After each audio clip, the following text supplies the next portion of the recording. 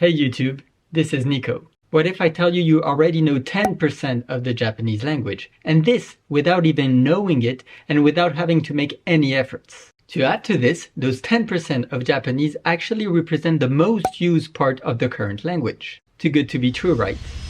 Well then, stay tuned until the end of this video, as I will explain how this statement is actually true and how this led to Japan's yet most challenging and interesting historical era.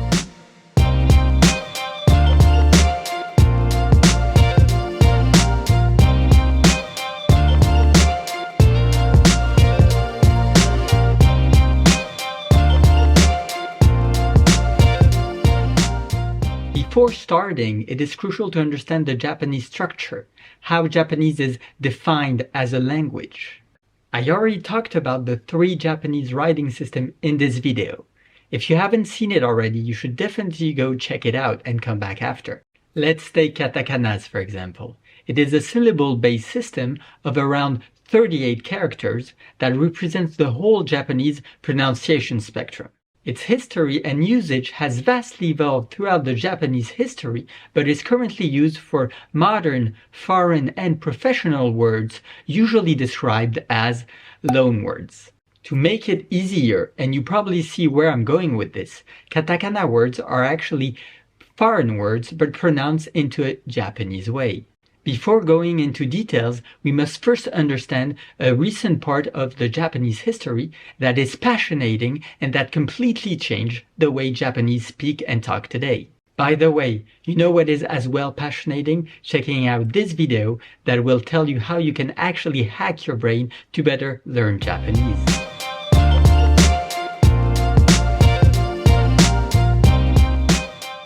Today is a bright sunny morning in the bustling streets of Edo that will soon become Tokyo.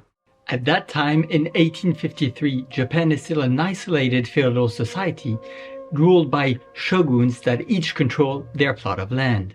On that July morning, Japan wakes up to a day like no other, facing a huge threat that they did not see coming. A US fleet arrived in the Edo Bay, threatening to colonize Japan if they did not open up their commerce and to the rest of the world. This fleet was actually led by the fierce Colonel Matthew Perry, and it initiated one of Japan's most incredible era called the Meiji period. It is important to remember that for more than 2 centuries, Japan was completely closed to the world and to any influence. This was called the Sakoku period. But this was about to radically change as Japan became open to foreign countries in the mid-1800s. For Japan, this mainly translated into 2 major decisions. First, uniting itself under an empire to resist the foreign countries threatening to colonize them. At that time, the emperor was the famous Mutsuhito, who unified Japan under a single unity. Second major decision was to open up to the world with a simple rule, that is to take everything that is great in the Western world and to leave everything else. This is not the subject of this video, but this is how Japan completely reshaped their whole society.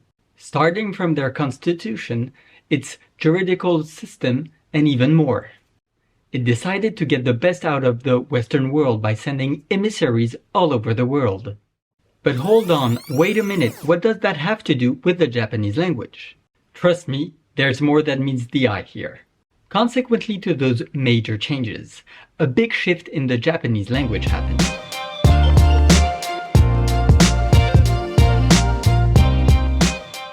The Japanese language shifted from a Chinese orientation approach to an English one. Before, Japan used to be highly influenced by China, leading them to use the Chinese characters and words. Taking the Chinese word, Japanese adapted their pronunciation, and this evolved throughout a couple of centuries. As they became an empire, opened up to the world, and became what we call the modern Japan, they decided to do the same thing with Western languages, but mostly with English. Okay, bear with me now, as this can be a little tricky. As already stated in my previous videos, katakana can be used for several things, but it is mostly used for words coming from abroad. On a linguistic point of view, this is called loanwords. As the name describes, it corresponds to words loaned from other languages, like English. So much so that the term Japan English started arising, as the modern Japanese is mostly English words pronounced into a Japanese way. The only thing is because it is pronounced differently, you probably haven't even noticed it. Or because it is mixed with other Japanese words, you could not identify it. The best part is that, as this happened quite recently, this concerns the most used part of the Japanese language.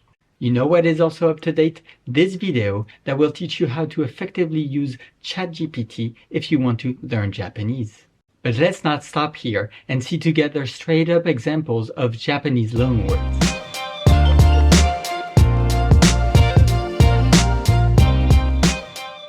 After understanding that modern Japanese is based on English words, you just have to keep an open ear for it.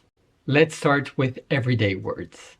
Let's see examples like takushi, which is taxi, kureji kado, which is credit card, doa, which is door, or depato, which is department store.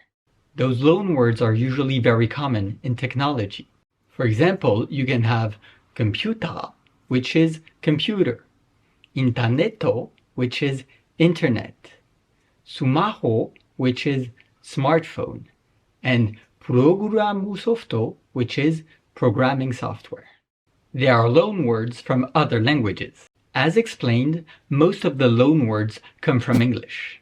But due to its history, Japanese adapted a couple of other words, especially from Portuguese and Dutch. This is explained by the fact that both of those countries kept a business relationship with Japan during its closure era. For example, you have pan, that comes from the Portuguese pau, or biru, that comes from the Dutch beer.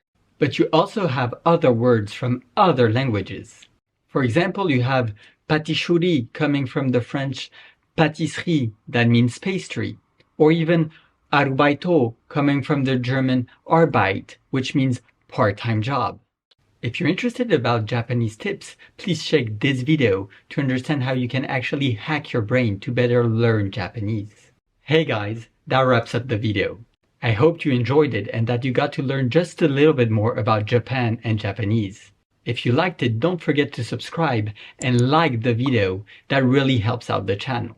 Until then, I'm out of here everybody. See you soon. Bye bye. Matane.